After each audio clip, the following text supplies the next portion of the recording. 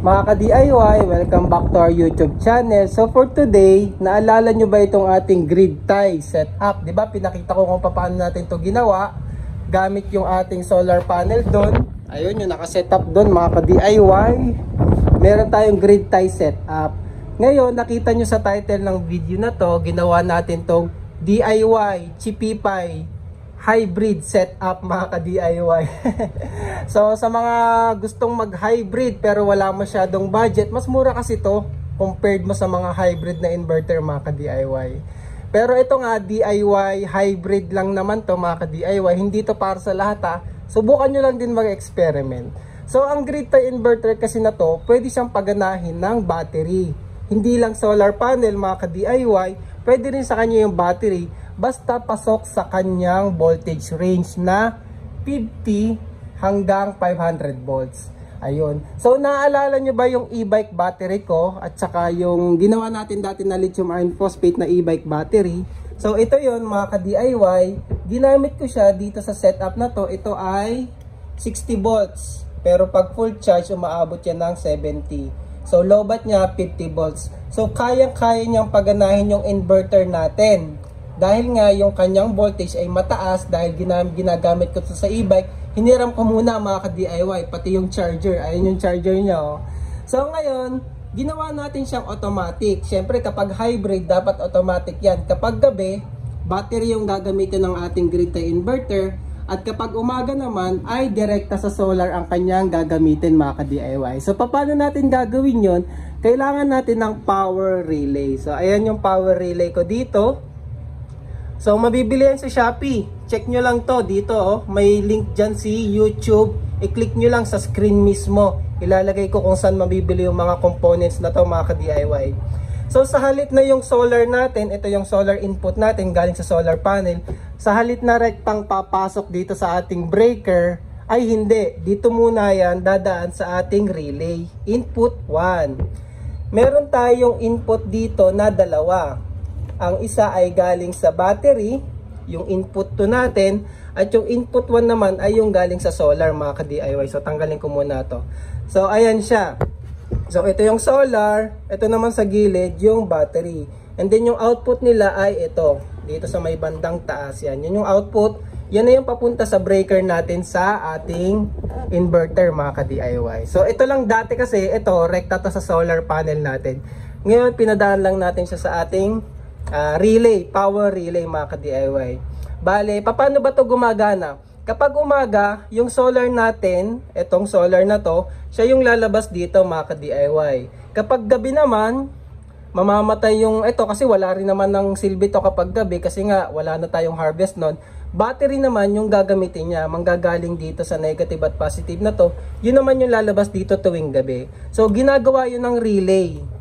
So paano? Gamit ang ito. Meron tayo ditong photosensor. So ayan, kapag gabi, magko-conduct yan ng kuryente dito mga ka-DIY. 220 kasi yan. So switch lang naman yan. Kapag may araw, naka-off siya, wala siyang output dito, wala tong 220. Kapag gabi, nagkakaroon niya ng 220 volts output, gagana yung ating coil. So ang mangyari, kapag gumana yung coil, ma-activate yung contacts natin dito sa battery, papunta naman dito sa ating output. So ayun, ganun lang siya mga ka-DIY. Basta ang ginagawa nito, kapag umaga, solar siya, kapag gabi, battery yung lalabas dito sa ating output. Ginagawa yun ng ating photosensor. So yung photosensor yung nag-on off ng ating relay mga ka-DIY. So, yun. Ganun siya. Ganun lang kadali. So, i-demo natin mga ka-DIY. Pakita ko sa inyo. Makita nyo, tatakpan ko yung photosensor. Lalagitik yan. Pag lumagitik yan, nag-activate yung ating coil. Ang gagana na yung ating inverter. Galing na sa battery. So, tingnan nyo. Ngayon, ang output niya ay 150 watts. Hapon na kasi. Kapag pala galing sa battery, ang maximum na nakukuha niya dito, based sa voltage natin ay 620 watts. So, tingnan natin, i-demo natin mga ka-DIY. Takpan ko ha. Pakinggan nyo.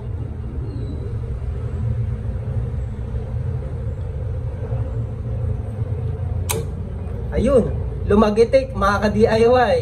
Ngayon, battery na yung ginagamit ng ating Ayun no, bumagsak.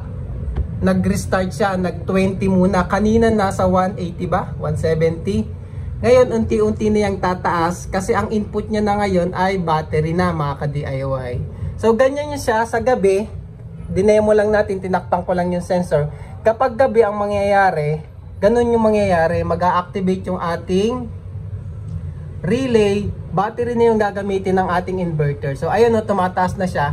Marireach niyan yung maximum power based sa voltage ng ating battery. Ayan, 630 watts, 650. Kaya pala 650 kapag fully charged yung battery. So ayun, 'di ba? So patayin ko ulit. Paganahin ulit natin yung solar input. Yan. Medyo may delay lang yung konti. Ayun, no. So pumitik na siya. Ayan. Solar na yung input natin, mga ka-DIY. O, diba? Ganun siya gumagana. Kapag gabi, battery yung ilalabas ng ating power relay. Kapag umaga naman ay solar. Ngayon, paano ko naman charge yung aking battery? Nang automatic din. Siyempre, dapat automatic. Baligtad naman siya. Diba? Tuwing gabi, gagana siya. Yung charger naman natin dapat naka-off kapag gabi kasi wala tayong solar input at saka ginagamit natin yung battery. Kasi 'di ba, walang silbi yun kapag ginagamit natin siya tapos nagcha-charge naman siya tuwing gabi. So dapat tuwing gabi hindi siya magcha-charge at tuwing umaga naman siya magcha-charge. So ganun din, gumamit lang din ako dito ng isang relay. Normal na relay lang, mga ka-DIY, 220 volts. Ngayon baligtad lang yung operation niya. Tapos yung input niya, ito lang din, may wire lang din dito. Galing lang din sa photosensor. Kapag gabi, hindi siya magcha-charge, mag-i-engage din to. Tapos kapag umaga naman, nagcha-charge siya, mga ka-DIY. So itong charger na to, connected dyan.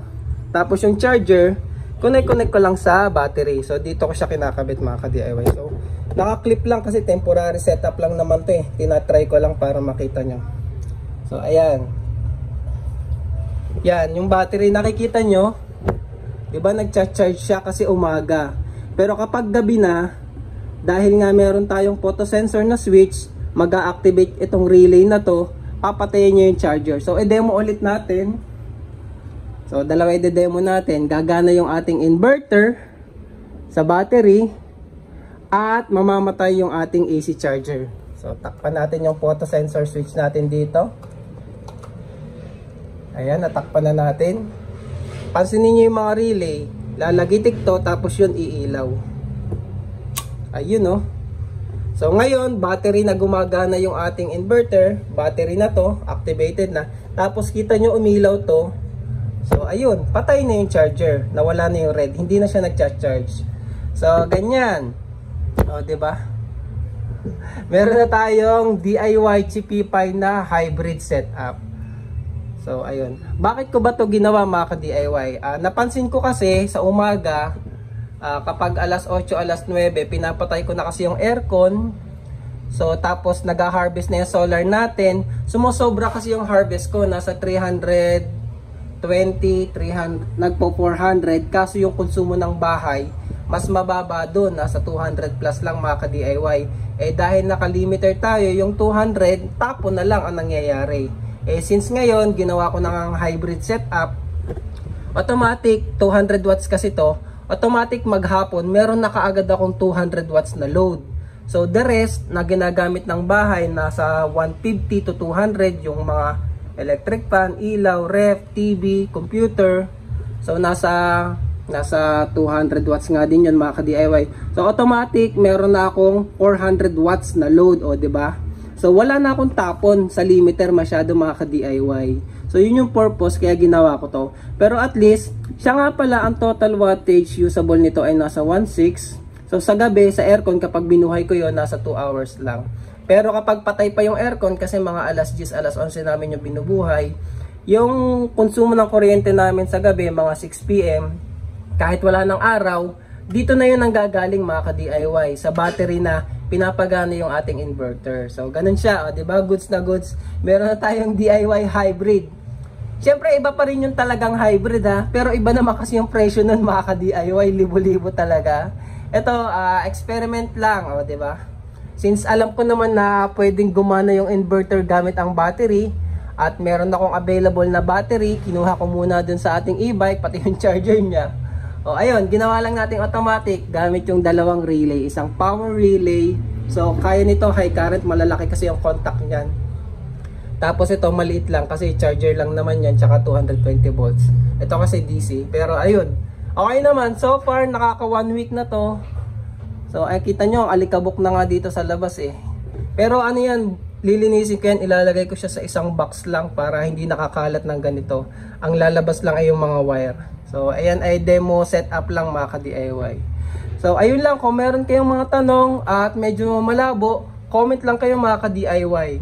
Basta yun lang naman yung ginagawa ng ating power relay. Sa umaga, solar siya. Sa gabi, battery yung output niya. Tapos ito naman, sa umaga, charging yung ating, ay ibalik ko na pala. Ayan, tinanggal ko na ulit. O yun, nag-deactivate na yung mga relay natin. Naka-deactivate na yung mga relay, charging na ulit yung battery at naka-solar na ulit yung ating inverter. Ayun, nasa 120 watts. Hapon na kasi 4 PM mga ka-DIY. So ayun, yun lang naman yung ginagawa ng ating relay. Ito yung mga automatic switch natin gamit yung ating photo sensor, o di ba? So ayun lang mga ka-DIY, maraming salamat and thank you for watching sa ating simpleng video.